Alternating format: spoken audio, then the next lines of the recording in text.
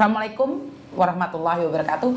Berkat Tuhan mengalir atas hidup kita semua. Semoga semua makhluk hidup bahagia, baik yang nampak maupun yang tidak nampak. Terima kasih sekali ya teman-teman, di pagi hari ini dengan cerah sekali menyambut kalian semua. Oke, selamat pagi semuanya. Pagi. Semangat. Oke. Dan terima kasih yang sudah hadir. Oke. Berkali-kali dapat telepon hari ini dari teman-teman semuanya, yang mengatakan bahwa sedang dicintai oleh pangeran-pangeran mereka. Saya kok masih ngeblank dengan apa yang kalian sampaikan. Apakah itu salah dengan mencintai orang kaya raya? Tidak salah. Tidak ada yang salah. Kalian mencintai orang itu tidak salah. Menjadi salah saat kalian dimanfaatkan oleh orang tersebut. Bisa dipahami ya teman-teman ya. Saya tidak menyalahkan kalian. Kalian mau pacaran dengan tentara, polisi, abdi negara, siapapun boleh kok. Tidak ada yang melarang kalian untuk mencintai mereka. Jadi Mbak Winarse, terima kasih. Sekretarius Hana, Deril Putri, waalaikumsalam. Hana, Eni, Dinka, terima kasih. Mbak Winarse, Mbak Titi Komalia, terima kasih juga. Siapa ini? Bunga Anggrek, mau mati, terima kasih. Ngokwajulei, Rakil, terima kasih. Mbak Nur, Aisyah, terima kasih sekali. Saya sangat senang sekali di pagi hari ini kalian semua sudah menyambut saya dengan antusias. Waduh, seolah-olah saya ini menjadi idaman. nggak bercanda. Oke, jadi suaranya sangat jelas sekali ya teman-teman. Tiba-tiba mikir ndek ngisor. Bayu gak jelas, ngawas kadung ngoceh-ngoceh tiba-tiba mikir di bawah lah. Jadi ya seperti ini ya teman-teman ya, masih berantakan tempatnya ya wes karena kesusu-susu ate live duluan. Jadi wes ora mikir, sementing iso live bersama kalian daripada telat dibowengoyan arek sak jagat raya. Wes sampai mikir keri ning guritan iki piye jajal, ceritane iki piye jajal. Iki HP teng kemletak nih di bawah sini. Oke, baik. Terima kasih ya teman-teman ya yang sudah hadir, tanpa terkecuali Bu Nuri di absen dong. Lah Ibu Nuri ki pokoknya I love you aku padamu Bu Nuri. Cintaku ini tidak bisa tergantikan. Waduh. Mbak Mariam Cosan juga, selamat pagi. Miss Yuni tidak ikut demo ya. Saya ada di Tangerang Mbak, di Banten. Demonya di Jakarta. Jadi itu jauh sekali dari saya ya. Jadi dan tentang Indonesia saya kurang begitu paham peraturannya ya. Jadi izinkan saya fokus saja dengan di luar negeri sana aja. Jadi kalau saya ikut-ikut dengan tren-tren terbaru di sini nanti saya gagal fokus, bener nggak? Jadi saya ingin fokusnya hanya bersama kalian, curhatan kalian saja. Jadi kalau saya ikut-ikut demo nanti malah tujuan saya terpecah. Benar nggak sih? Dan kan saya tidak tahu duduk permasalahannya secara detail. Jadi terasa sangat aneh iki bocah endi iki melu ontran teko kene. Jadi bukan saya tidak ingin ikut campur masalah negara kita, tapi yang perlu kita lihat di luar sana itu lebih banyak lagi. Ya, jadi saya aja negara lain tidak berani ikut campur, khususnya Singapura, Malaysia, Taiwan. Saya pun tidak berani komen dengan peraturan-peraturan mereka. Jadi apalagi peraturan yang ada di Indonesia, karena sekali lagi Indonesia itu banyak pasal-pasalnya, ayat-ayatnya. Jadi saya minta maaf. Jadi saya belum kompeten untuk ikut campur masalah yang ada. Saya harus mempelajarinya dulu panjang kali lebar dan membutuhkan waktu yang begitu panjang.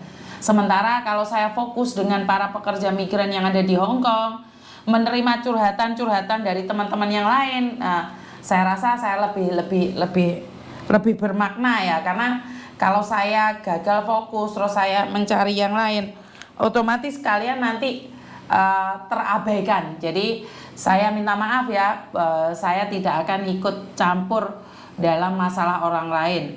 Mis, aku dinotis majikan suruh tanda tangan hak apa saja yang dapat diberikan majikan nantinya pas aku keluar rumahnya. Sebenarnya kalau kalian di interminate majikan itu, kalian itu harus tanya dulu sama agenmu. Kenapa? Karena saya kan tidak tahu nih kamu bekerja berapa lama dan seperti apa. Tapi kalau kamu dipecat sama majikan, artinya adalah kamu itu kalau dikeluarkan di hari yang sama, kamu itu mendapatkan gaji kamu selama bekerja, dan mendapatkan juga 1 month notice salary, 1 bulan pemberitahuan gaji, cuti tahunanmu, tiket pesawat dan uang perjalanan $100. Jadi itu ya Mbak ya, kalau langsung dipecat. Tapi kalau 1 month notice di bulan berikutnya berarti kamu masih bisa cari kerjaan dan kamu punya kesempatan. Setelah keluar dari rumah majikan, kamu itu berhak mendapatkan 14 hari.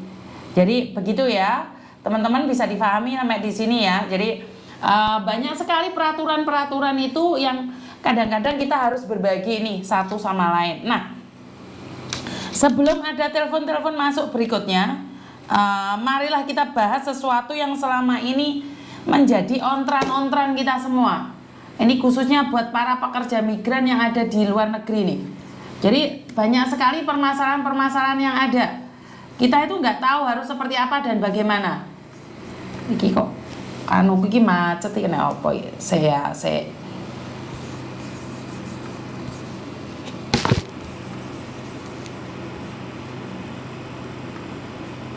kok iso macet iki kameraku iki. Yang ada di mana ini? Yang ada di Facebook ya. Sebentar ya. Jadi saya akan membahas yang menjadi masalah hari-hari ini, yang berkembang lagi dan kumat lagi. Tentang apa itu, Miss? Ya, sekali lagi tentang cowok ganteng yang tiba-tiba mencintaimu.